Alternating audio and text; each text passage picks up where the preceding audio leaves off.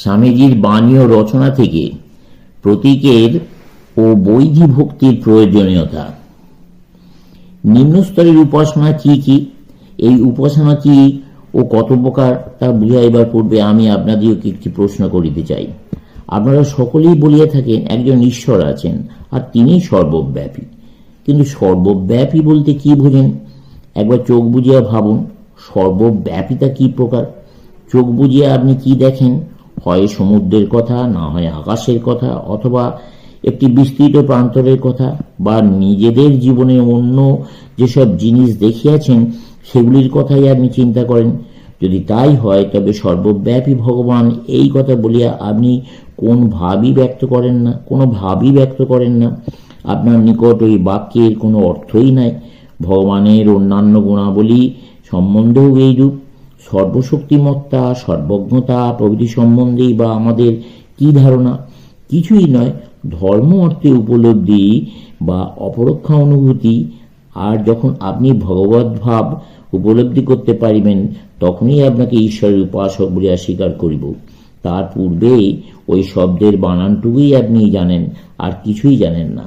অতএব শিশুরা যেমন প্রথমে স্থূল কিছু অবলম্বন করিয়া শেখে, পরে ধীরে ধীরে তাহাদের সূক্ষ্মের ধারণা হয়, সেইরূপ উচ্চতম অনুভূতির অবস্থা লাভ করিতে হইলেও আমাদেরকে প্রথমে স্থূল অবলম্বনে অগ্রসর হইতে হইবে। 5 দুগুণে 10 বলিলে একটি ছোট ছেলে কিছু বুঝিবে না, কিন্তু যদি 5টি করিয়া জিনিস 2 বার লইয়া দেখানো যায় মোট 10টি জিনিস হইয়াছে, তাহলে সে বুঝিবে। এই সূক্ষ্মের ধারণা অতি ধীরে ধীরে দীর্ঘকালে লাভ হইয়া থাকে। এখানে আমরা সকলেই শিশু তুল্য বয়সে বড় হইতে পারি এবং জগতের সব বই পড়িয়া ফেলিতে পারি, কিন্তু ধর্মরাজ্যে আমরা শিশু মাত্র। এই প্রত্যক্ষ অনুভূতির শক্তি ধর্ম। বিভিন্ন মতামত, দর্শন বা নৈতিক মতবাদ লইয়া মস্তিষ্ক যতই পূর্ণ করো না কেন, তাতে ধর্মজীবনে বড় কিছু আসে যায় না। নিজে কি হইলে, প্রত্যক্ষ উপলব্ধি কতটা হইল, এইটির উপরই ধর্মজীবন নির্ভর করে। আমরা মতামত ও শাস্ত্রাদি শিখিয়াছি বটে, কিন্তু জীবনে কিছুই উপলব্ধি করি নাই। আমাদেরকে এখন নতুন করিয়া আবার স্থূল বস্তুর মাধ্যমে সাধন আরম্ভ করিতে হইবে। আমাদেরকে মন্ত্র, স্তব, স্তুতি, অনুষ্ঠানাদি সহায়তা লইতে হইবে, এবং এইরূপ বাহ্য ক্রিয়াকলাপ সহস্র প্রকারে হইতে পারে। সকলের পক্ষে এক প্রকার উপাসনা প্রণালীর কোনো প্রয়োজন নাই। কতক লোক মূর্তি পূজায় উপকৃত হইতে পারে, কতক লোক নাও হইতে পারে। কতক লোকের পক্ষে মূর্তির বাহ্য পূজার প্রয়োজন হইতে পারে, কারো বা শুধু মনের মধ্যেই ওইরূপ মূর্তির চিন্তার প্রয়োজন। কিন্তু যে ব্যক্তি নিজ মনের ভেতর মূর্তির উপাসনা করে, সে বলে আমি মূর্তি পূজক অপেক্ষা উন্নত। মূর্তি চিন্তায় যখন অন্তরে করা হয় তখনই ঠিক ঠিক উপাসনা হয়। বাহিরে মূর্তি পূজা করাই পৌত্তলিকতা। এইরূপ ধর্মের বিরোধিতা করিব। যখন কেহ মন্দির বা গির্জারূপ একটি সাকার বস্তু খাড়া করে, সে উহাকে পবিত্র মনে করে, কিন্তু মূর্তিটি মনুষ্যাকৃতি হইলে সে উহা অতি ভয়াবহ মনে করে। অতএব স্থূলের মধ্য দিয়া অগ্রসর হইবার নানাবিধ সাধন প্রণালী আছে। এইগুলির মধ্য দিয়া ধীরে ধীরে অগ্রসর হইয়া আমরা শেষে সূক্ষ্ম অনুভূতি লাভ করিব। আবার একই প্রকার সাধন প্রণালী সকলের জন্য নয়। এক প্রকার সাধন প্রণালী হয়তো আপনার পক্ষে উপযোগী, অন্য আরেকজনের পক্ষে হয়তো অন্য প্রকার সাধন প্রণালী প্রয়োজন। প্রত্যেকটি সাধন প্রণালী যদি চরমে একই লক্ষ্যে লইয়া যায়, তথাপি সবগুলি সকলের উপযোগী নয়। আমরা সাধারণত এই আরেকটি ভুল করিয়া থাকি, আমার আদর্শ আপনার উপযোগী নয়, তবে আমি কেন জোর করিয়া উহা আপনার উপর চাপাইয়া দেওয়ার চেষ্টা করিব? আমার মন্দির নির্মাণ প্রণালী বা স্তব পাঠ করার রীতি আপনার ঠিক ভালো লাগে না, তবে আমি কেন জোর করিয়া উহা আপনার উপর চাপাইতে যাইব? পৃথিবী ঘুরিয়া আসুন, দেখিবেন বহু নির্বোধ ব্যক্তি আপনাকে বলিবে তার সাধন প্রণালী একমাত্র সত্য, আর অন্যান্য প্রণালীগুলি শয়তানি, এবং জগতের মধ্যে ভগবানের মনোনীত পুরুষ একমাত্র তিনিই জন্মিয়াছেন। প্রকৃতপক্ষে এই সকল সাধন প্রণালী সবগুলিই ভালো এবং ধর্মলাভে আমাদেরকে সাহায্য করে। আর মনুষ্য প্রকৃতি যখন নানাবিধ, তখন ধর্ম সাধনের বিভিন্ন প্রকার প্রণালীও প্রয়োজন। এরূপ বিভিন্ন সাধন প্রণালী যত প্রচলিত হয় ততই জগতের পক্ষে মঙ্গল।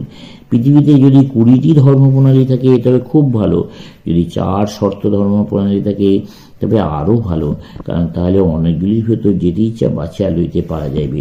অতএব যখন ধর্ম এবং ধর্মভাব সমূহের সংখ্যা বৃদ্ধি পায়, তখন আমাদের বরং আনন্দ প্রকাশ করা উচিত, কারণ তাহলে প্রত্যেকটি মানুষ ধর্মজীবনে অন্তর্ভুক্ত হইবে। ক্রমশ অধিক সংখ্যক মানুষ ধর্মপথে সাহায্য লাভ করিবে।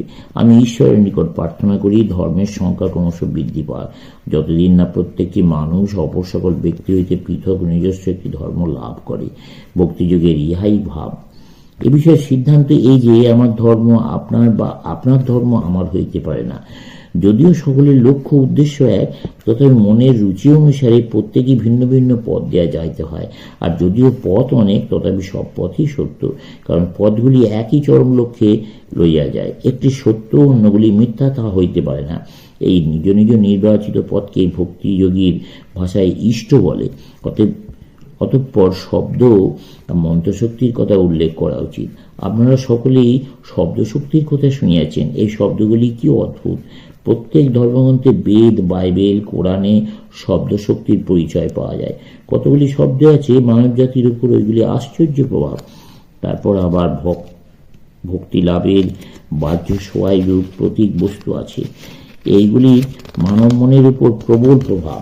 ধর্মের প্রধান প্রতীক বস্তুগুলি কিন্তু ইচ্ছা মতো বা খেয়াল মতো রচিত হয় নাই, সেগুলির ভাবের স্বাভাবিক প্রকাশ মাত্র। আমরা সর্বদাই রূপক সহায়ে চিন্তা করিয়া থাকি। আমাদের সকল শব্দই বস্তুত চিন্তার রূপক মাত্র। বিভিন্ন জাতি প্রকৃত কারণ না জানিয়াও বিভিন্ন প্রতীকের ব্যবহার করিতে আরম্ভ করিয়াছে। ওই কারণ মনের অন্তরালে ওই প্রতীকগুলি চিন্তার সহিত জড়িত। যেমন চিন্তা বা ভাব হইতে প্রতীক বস্তু বাহিরে রূপ গ্রহণ করে, তেমনি ওই প্রতীক আবার ভেতরে ভাবের উদ্বেগ করিতে পারে। এই জন্য ভক্তিযুগের এই অংশে এইসব ভাব উদ্দীপক প্রতীক বস্তু, শব্দ বা মন্ত্রশক্তি, প্রার্থনা বা স্তব স্তুতির কথা আছে।